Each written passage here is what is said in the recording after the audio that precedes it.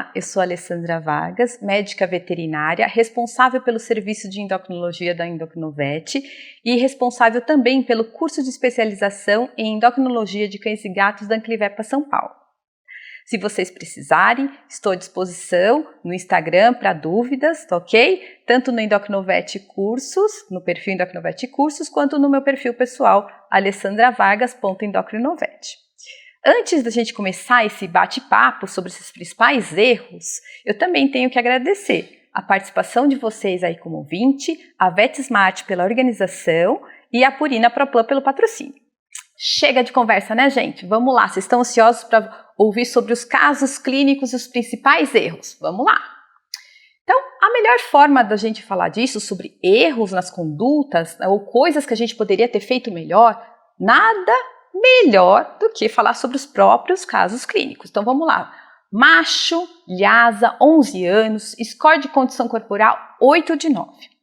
Então esse paciente foi encaminhado para a Endocrinovet devido a uma suspeita de hiperadrenocorticismo. O que é importante, gente? Quando a gente recebe esses pacientes, é saber por que se tem aquela determinada suspeita. Qual o histórico? Como é que se chegou a essa suspeita diagnóstica? Então esse paciente ele teve um quadro de hematuria. Por isso foi solicitada uma ultrassonografia para investigar o caso de hematúria e aí identificaram, além da urolitíase, que era causadora da hematúria, aumento bilateral dos adrenais. Então, por isso da suspeita do hiperadrenocorticismo. Então, aqui para confirmar essa suspeita, a imagem ultrassonográfica da adrenal esquerda, aumentada de tamanho, com formato um pouco mais abaulado em um dos seus polos, a adrenal direita também sugere um aumento, sugere uma hiperplasia. Ok, o que aconteceu lá no colega? A partir do momento que foi identificado uma urolitíase, foi prescrita uma ração coadjuvante para animais com cálculos, né, com urolitíase, tá? Então, logo após a realização dessa ultrassonografia. Agora, vamos fazer um exercício. Será que esta é a melhor opção? Pensa rápido antes da resposta. Olha aqui uma dica para vocês. Parece que não. Será? Score de condição corporal 8 de 9. Então o paciente estava muito acima do peso. Será que nós não deveríamos ter utilizado uma ração para obesidade ao invés de usar uma ração calculolítica? Vamos lá, vamos conhecer um pouco mais do nosso paciente, né? Uma coisa importante que eu já estava esquecendo de falar para vocês aqui. O que tem nessa ração para a urolitíase? O que tem na ração calculolítica? A ração calculolítica, gente, ela tem duas ferramentas aí para tratar os urólitos. Uma delas é aumentar a ingestão de água, então ela tem mais sódio. A outra é mudar o pH da urina. Tudo bem, mudar o pH da urina para esse paciente é interessante, mas aumentar o sódio da dieta, será que é interessante? Então, pacientes que têm hiperadrenocorticismo podem desenvolver hipertensão, como mostra aqui no consenso de hipertensão. Então, talvez seja mais um motivo para a gente não utilizar essa ração especificamente nesse paciente. E a urolitíase, Alessandra, o que a gente vai fazer? Então, vamos lá, vamos ver os exames para a gente ver qual é o alimento mais adequado para esse paciente. Fígado, vamos lá. Ultrassonografia, com dimensões aumentadas, contornos regulares, parênquima grosseiro e ecogenicidade elevada. Será que esse cão ele é um hepatopata? Gente, pacientes que têm hiperadrenocorticismo, eles têm hepatopatia vascular, então eles têm esse aumento de ecogenicidade generalizada, tá? Isso não quer dizer necessariamente que ele é um hepatopata e que precise de uma ração coadjuvante para hepatopatas, porque nós temos aí uma hepatopatia vascular por deposição de glicogênio e gordura.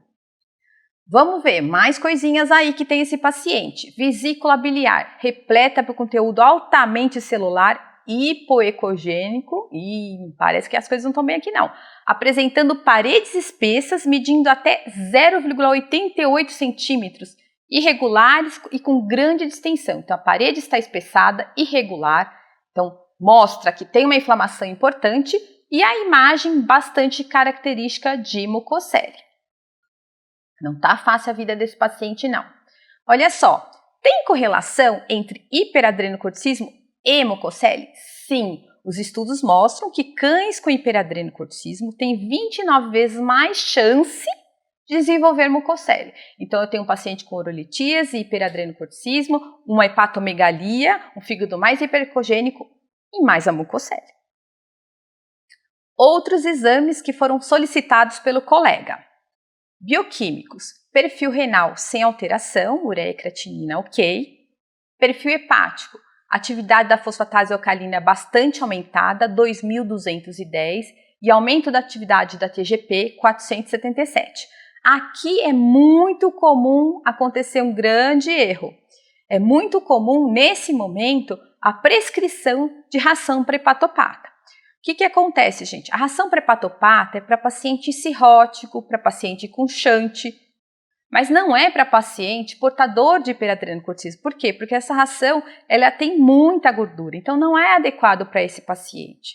Okay? Se nós utilizarmos uma ração para hepatopata nessa fase, nesse paciente, nós teremos piora no quadro hepático desses pacientes. Então, geralmente, essas alterações hepáticas no paciente com hiperadreno cursam também com hiperlipidemia, ok?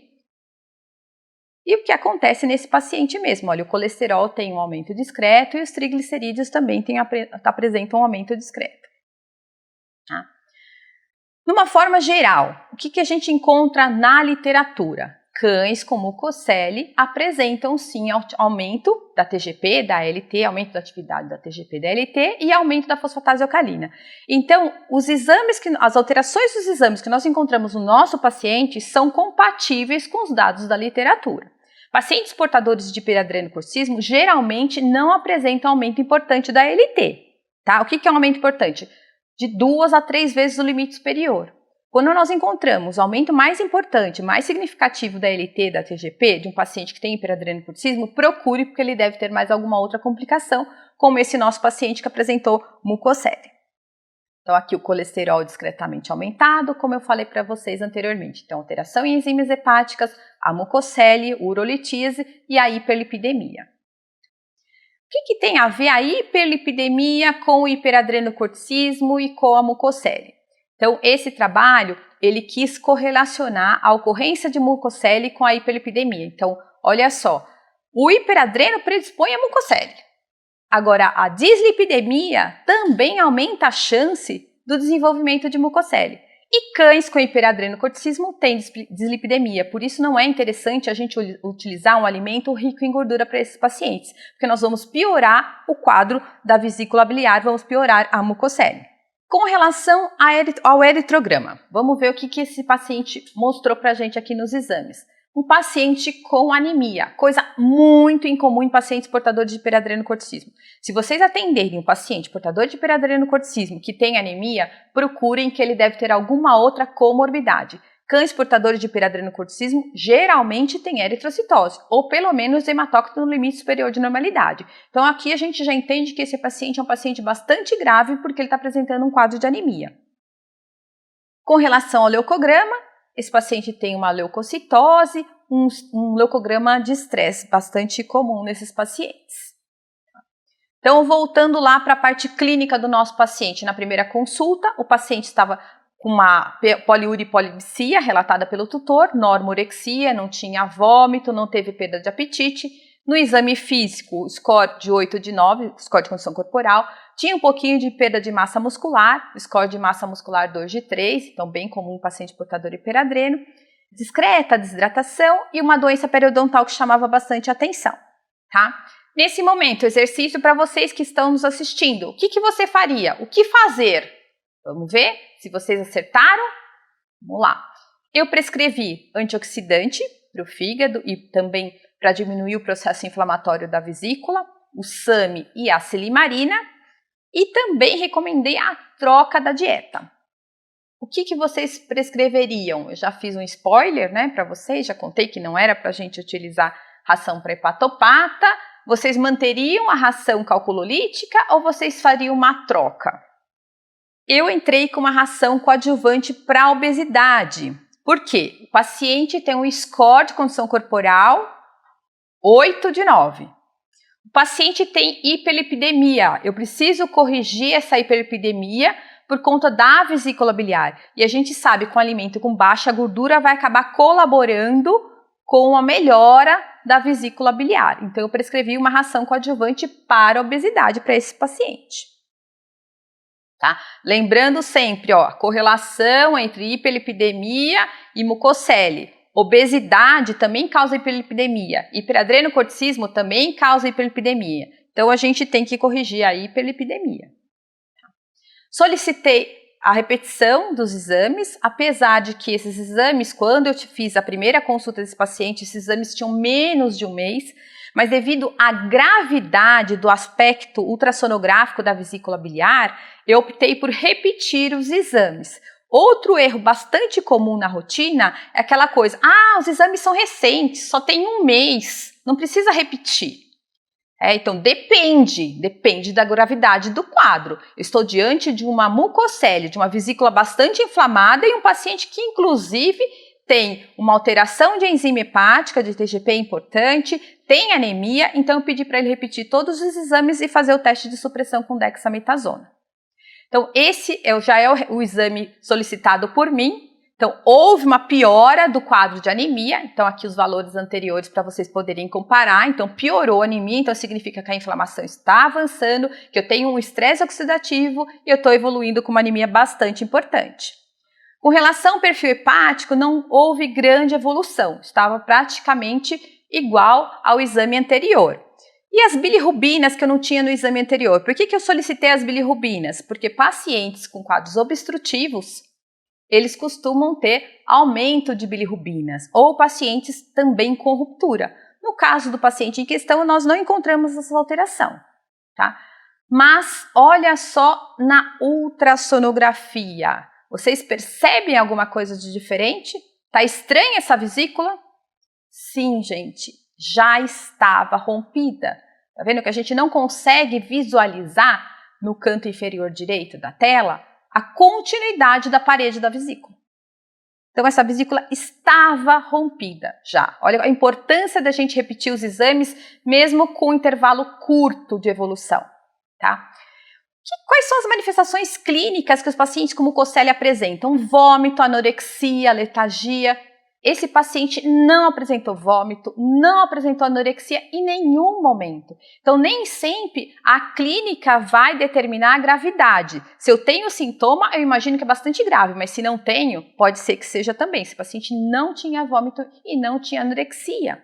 Os pacientes que têm mucocele, eu já mostrei para vocês que eles apresentam aumento de atividade de enzimas hepáticas, certo? Mas eles apresentam também aumento de bilirrubinas, aqueles que têm ruptura de vesícula biliar. Então, os pacientes que têm mucocele rompida, com maior frequência, eles apresentam aumento da atividade das enzimas hepáticas. Mas é muito frequente também o aumento de bilirrubinas, e esse paciente não apresentava. Então, a gente só identificou a ruptura da vesícula biliar com o exame ultrassonográfico, tá? Então, bilirrubina total sem alteração, mas em 85% dos pacientes, a literatura eles apresentam alteração.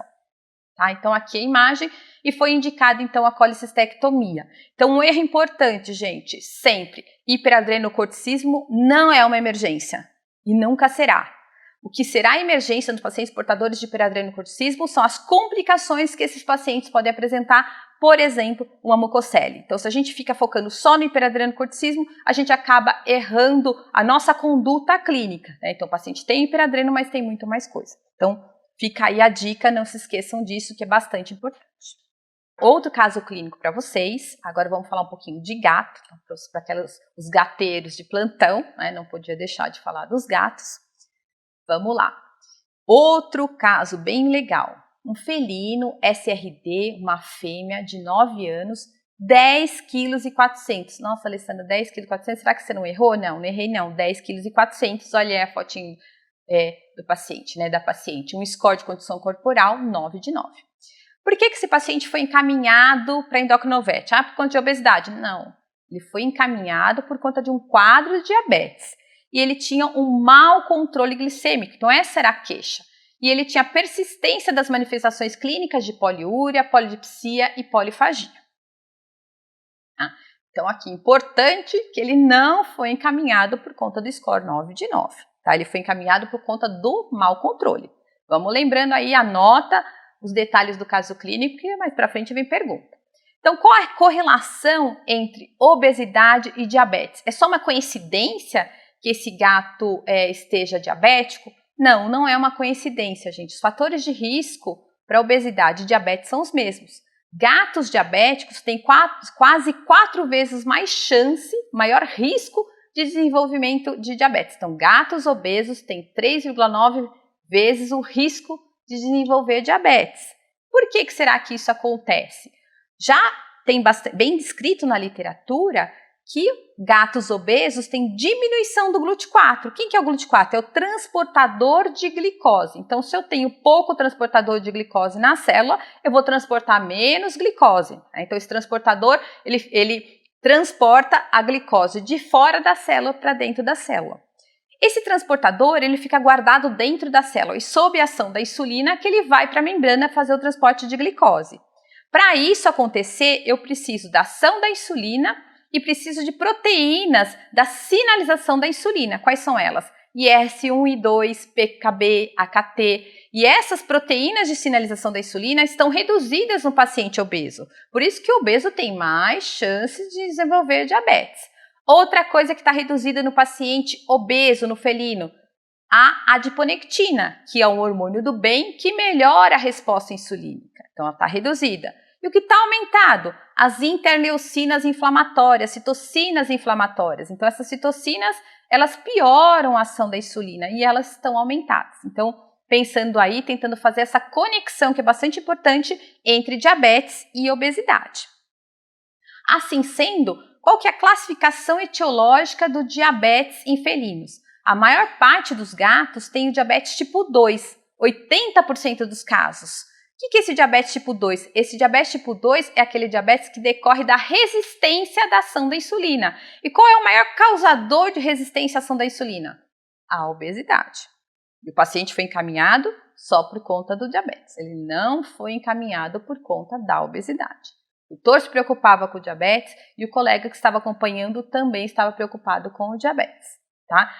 Pessoal, não podemos deixar de lembrá-los, não posso deixar de lembrá-los que a obesidade é uma doença e ela diminui a qualidade e a expectativa de vida. Então, o paciente foi encaminhado por conta do diabetes, mas ele tinha uma outra doença que era a obesidade. Então, vamos voltar lá para o caso. Então, paciente, score 9 de 9, diabético, com mau controle. Qual o tratamento que ele estava recebendo atualmente? 2 unidades de insulina glargina a cada 12 horas. Tá correto? É essa insulina que a gente utiliza para paciente diabético? Responde aí, sim ou não? É essa? Vamos lá. De acordo com o Consenso de Diabetes em Cães e Gatos de 2018, o tratamento de eleição para gatos diabéticos, nós temos aí 2 opções. A insulina Lantus, que é a insulina que o paciente estava utilizando, e a insulina Levemir. Então, com relação à insulinoterapia, estava adequado. Ok, o que mais que a gente precisa para tratar o paciente felino diabético? Quais são os tratamentos? O tratamento envolve a insulina e dieta. Qual a dieta que esse paciente estava recebendo? Ração seca para gatos castrados. Será que é adequado para esse paciente em especial? De novo, estou voltando lá para o consenso. O tratamento de diabetes em gatos envolve a insulinoterapia, que pode ser a Lantus ou a Levemir, e uma dieta com baixo carboidrato, low carb para esse paciente. Então, embora essa ração seja para animais castrados, nessa situação, no quadro de hiperglicemia, no quadro de diabetes, ela já não é tão interessante assim, né? Então, voltando para o nosso caso, o que mais que a gente tem? Então, vamos enumerar os problemas? Score de condição corporal 9 de 9, um diabetes com mau controle e com bastante sintoma ainda, e a dieta, né? Uma dieta inadequada para o caso. Para assustar, gente, não está errado de novo os números. Além do tipo de alimento não ser o mais adequado para esse paciente, a quantidade também estava completamente fora, né? 1.089 quilocalorias por dia. Então, gatos diabéticos devem comer ao longo do dia, várias refeições ao longo do dia, mas não quer dizer que ele tem que comer uma grande quantidade. A gente tem que calcular a ingestão diária, calórica diária, e dividir em 4 a 6 refeições, tá? Nesse caso, a ação ficava praticamente à vontade para o paciente, tá? O que devemos fazer para melhorar o controle glicêmico desse paciente? Aumentar a dose da insulina? Quem vota nesse? Trocar a insulina para a Levemir, que é uma insulina mais potente? Gente, o que a gente precisa fazer nesse caso é reduzir a resistência à insulina. O paciente está muito acima do peso, então ele tem resistência à ação da insulina.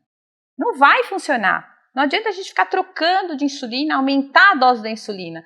A gente tem que ir lá, como diz o ditado, na raiz do problema, que é a resistência.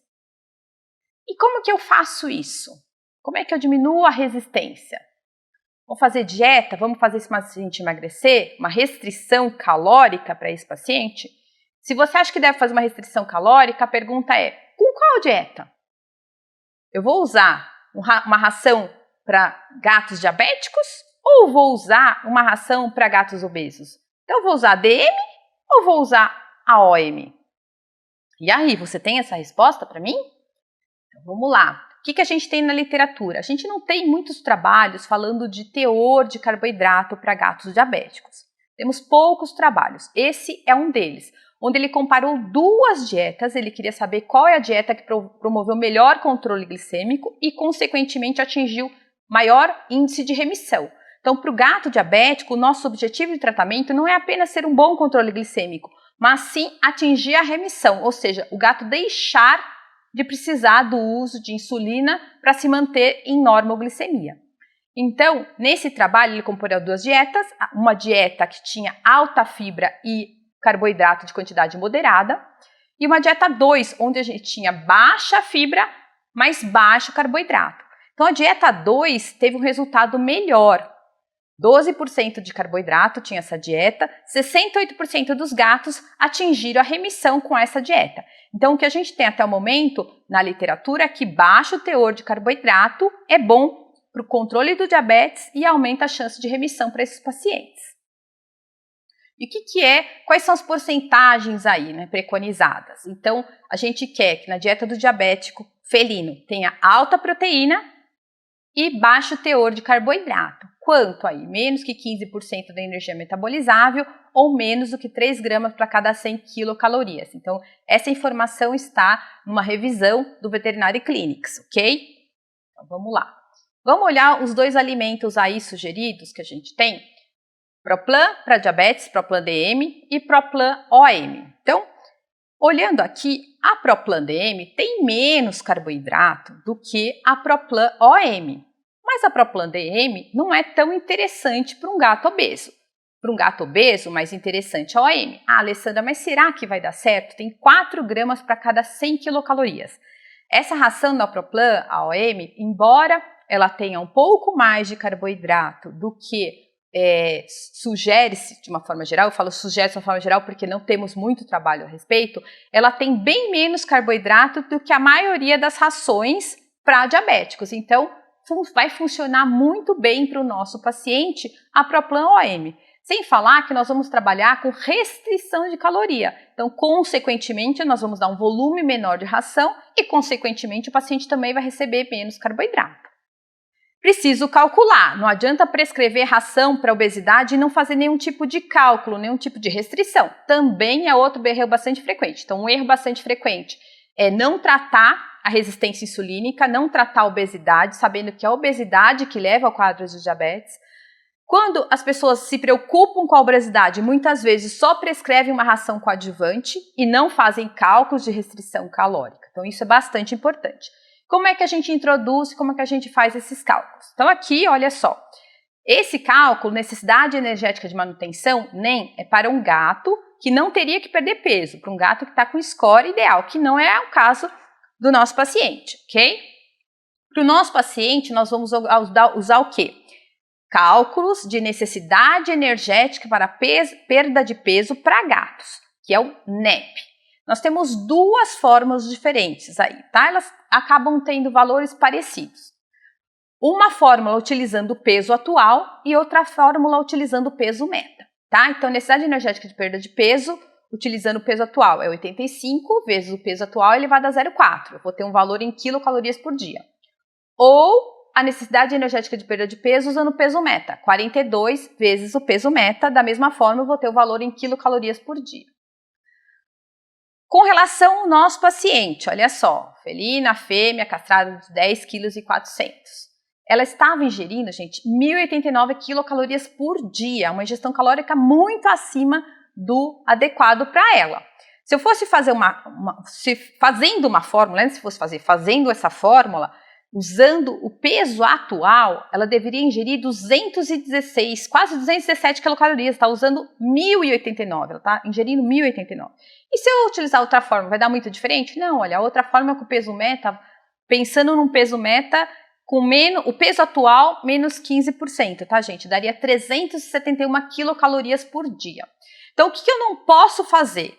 Sair de 1.089 quilocalorias, quase 1.100 quilocalorias, e passar a administrar 216 ou 371, porque muito provavelmente esse gato vai perder peso muito rapidamente e vai fazer lipidose hepática. Então, nesse caso em especial, quando o felino vem comendo muito a mais do que deveria, a gente deve fazer reduções gradativas. Então, como é que eu faço? Eu pego o total que ele está ingerindo e desse total de calorias vou tirar de 10% a 20%. Então, esse felino vai ingerir inicialmente de 871 até 980 quilocalorias, ao invés de 216 ou 300 e pouquinho preconizado pela fórmula. E aí, conforme esse paciente for perdendo peso, a nossa meta para o felino é que ele perca de 0,5% a 1,5% do peso corpóreo por semana, nós vamos fazendo os ajustes na ingestão calórica, tá? Quando a gente monitora o tratamento, a gente tem diferentes ferramentas. A gente tem métodos diretos, medindo glicemia e fazendo curvas glicêmicas, ou métodos indiretos, que a gente faz ajuste na dose da insulina, utilizando as manifestações clínicas. Então, o que a gente monitora pelos métodos indiretos? Poliúria, polipsia, polifagia e emagrecimento. Gatos que estão emagrecendo geralmente têm mau controle. À exceção quando eu utilizo cálculos para restrição, para perda de peso. Então, nesse caso em especial, monitorar o peso não vai nos ajudar na tomada de decisão se esse paciente está bem controlado ou não. Para a gente, o que a gente vai utilizar? Monitorização de glicemia, fazendo curvas com o glicosímetro portátil validado para gatos, ou utilizando o Libre, que é o aparelho de glicemia de monitorização contínua, que é bem interessante, tá? Então, qual a dieta aí? Vamos fixar bem, né? Então, para esse paciente, a gente vai fazer restrição e a gente vai usar dieta para obesidade. Além disso, gente, o que eu não posso esquecer de mostrar é a quantidade, a energia metabolizável dessa ração. Então, para esses pacientes que estão diabéticos, que estão descompensados, eles são muito polifágicos. Então, também é interessante a gente utilizar um alimento para obesidade. Ele tem baixo carboidrato, tem baixa gordura e tem baixa densidade energética também em relação ao alimento para animais diabéticos. Lembrar, gente, quando a gente faz restrição de calorias, a gente está restringindo nutrientes. Então, quando eu faço restrição de calorias para um paciente que tem um score muito elevado, que ele tem que perder muito peso, 30%, 40%, se eu utilizar uma ração que não é coadjuvante para perda de peso, a chance de eu causar alguma forma de desnutrição é bastante grande. Quando eu reduzo quantidade, eu estou reduzindo também nutrientes, vitaminas, sais minerais, proteína. Então, a ração pré-obeso, ela já é formulada pensando nisso, tá?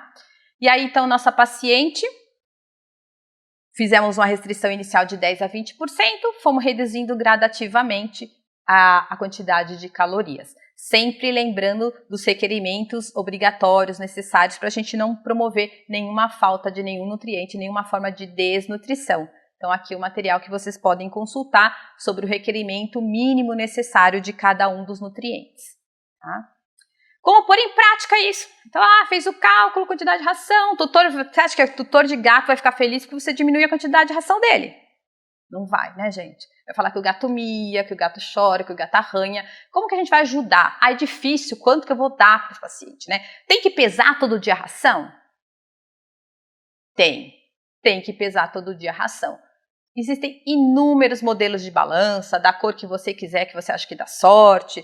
Tem balança que dá para levar no bolso se você viaja sempre com o seu gato. Tem colher que tem a balancinha digital acoplada que a gente, cozinheiro, usa de todos os preços e valores. Então, isso você tem que orientar o tutor que a gente tem que pesar, não é para usar copo medida, tá? Então, dá de presente para ele uma balancinha dessas que tá tudo certo para ele utilizar, para ele não ter desculpa para não fazer a dieta do gato. Né? Lembrando aqui, ó, mais coisa para facilitar a vidinha do gato, ó, um comedouro para ele comer mais lentamente, ou você pode usar os brinquedos e colocar a ração dentro. A gente precisa fazer o quê? Enriquecimento ambiental. A gente precisa brincar com o nosso gato, deixar o nosso gato mais ativo, comendo mais lentamente para que ele sinta a sensação de saciedade, para que o tutor, acima de tudo, também tenha essa sensação de saciedade. O tutor tem que entender que a gente está investindo em saúde.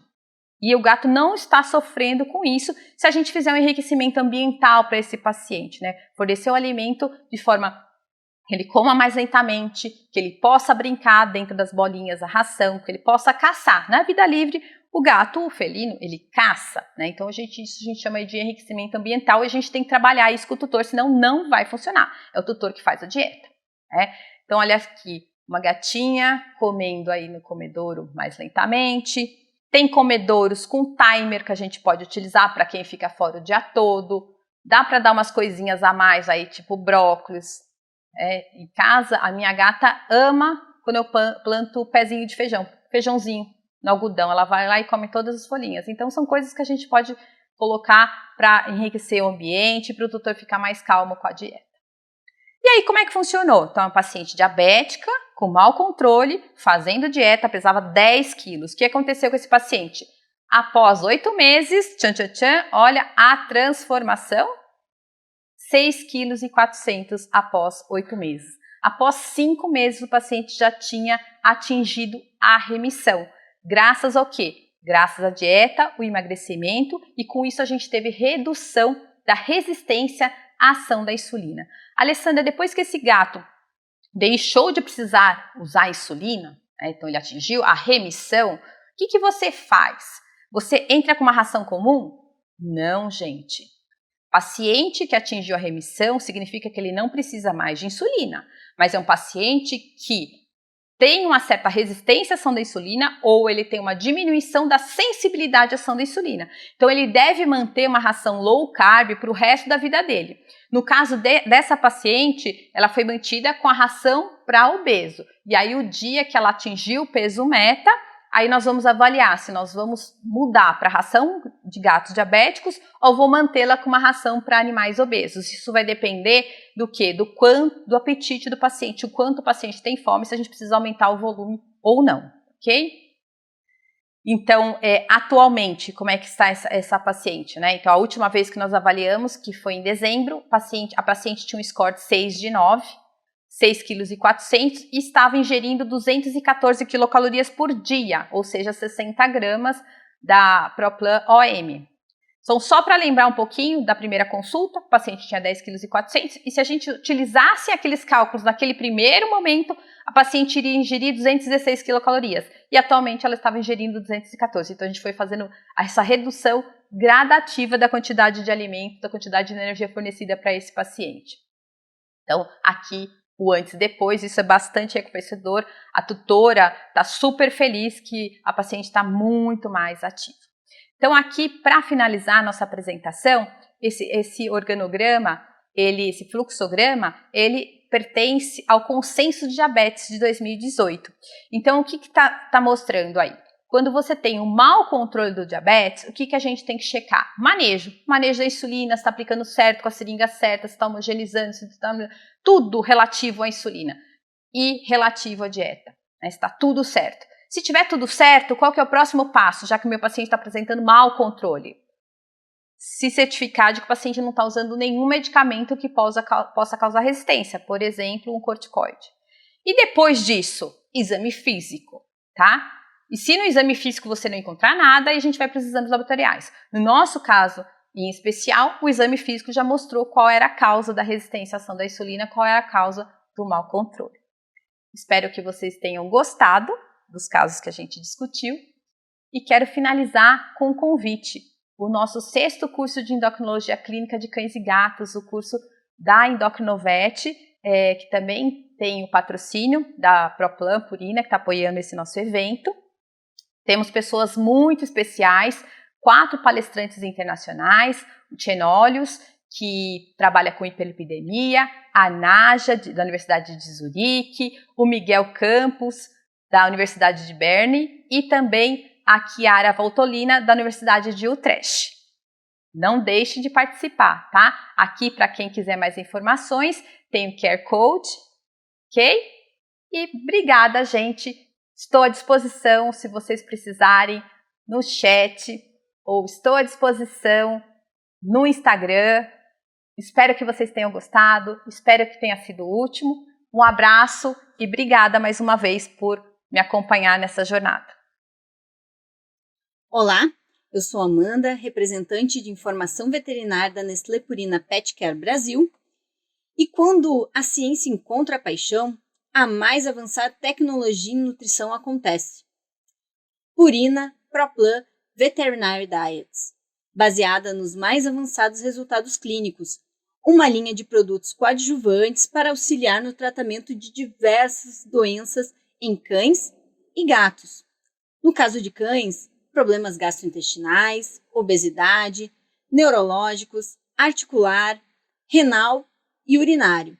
No caso de gatos, gastrointestinal, obesidade, diabetes, renal early care, no caso dos estágios iniciais de doença renal crônica, advanced care, no caso de doenças renais associadas ao estágio avançado de doença renal crônica, e urinário. Desde 1926, a Nestlé Purina investe em pesquisas. São mais de 90 anos de pesquisas clínicas com os mais avançados conceitos de tecnologia. Mais de 400 cientistas, incluindo veterinários e nutricionistas, na equipe de profissionais da Nestlé Purina. Temos foco de pesquisas em alguns pilares, e um dos nossos pilares é a obesidade. Temos um sistema de pontuação corporal, o estudo Nestlé Purina, avaliado e validado no estudo Life Plan. A obesidade é uma doença, um problema de saúde pública mundial, caracterizada por acúmulo excessivo de tecido adiposo no corpo suficiente para causar disfunções fisiológicas dos sistemas orgânicos aos quais cardiovascular, imunológico, osteoarticular, digestório e endócrino do organismo. O resultado de um desequilíbrio entre energia gasta e consumida. A obesidade é ocasionada por um balanço energético positivo. Nós sabemos que existem diversos fatores que contribuem para que o animal chegue a essa condição clínica: humanização, pressão social, ociosidade, condição genética, produção e controle de hormônios e castração. Vamos citar hoje principalmente as condições genéticas e a produção de hormônios. Hoje já se sabe que algumas raças têm predisposição à obesidade e que existem fatores genéticos que interferem nessa condição. Inclusive, no Labrador Retriever, foi encontrada uma mutação no gene que está fortemente associada à obesidade. Produção e controle de hormônios. Também sabemos que há uma disfunção na produção e controle hormonal em animais obesos. O tecido adiposo branco é um órgão ativo que, além de armazenar energia, produz citocinas pró-inflamatórias, que interferem no sistema imunológico. O aumento da secreção dessas citocinas leva ao desenvolvimento de diversas alterações no organismo, inclusive distúrbios metabólicos como as dislipidemias e redução da tolerância à glicose, resistência insulínica. Algumas alterações ocorrem em indivíduos obesos com resistência à leptina, um hormônio que aumenta a saciedade e o gasto metabólico.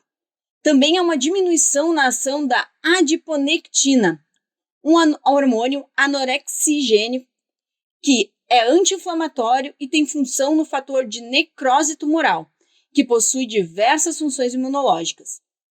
Além desses animais obesos terem níveis exagerados de grelina, que promove uma maior demanda por alimentos, deixando esses animais sempre com a sensação de fome, aumento do ganho de peso devido à maior ingestão calórica. Resumindo, leva a diversas comorbidades, como comprometimento da função cardiorrespiratória, alterações osteoarticulares, alterações dermatológicas, neoplasias, distúrbios metabólicos, redução da qualidade e expectativa de vida. Para diagnóstico, pode ser feito a utilização do sistema de avaliação corporal da Nestlé Purina. Como tratamento, dieta hipocalórica, de baixa densidade energética, aumento de teor de proteína, baixa de gordura e aumento de fibras solúveis. Atividades físicas adequadas às condições do pet e conscientização do tutor.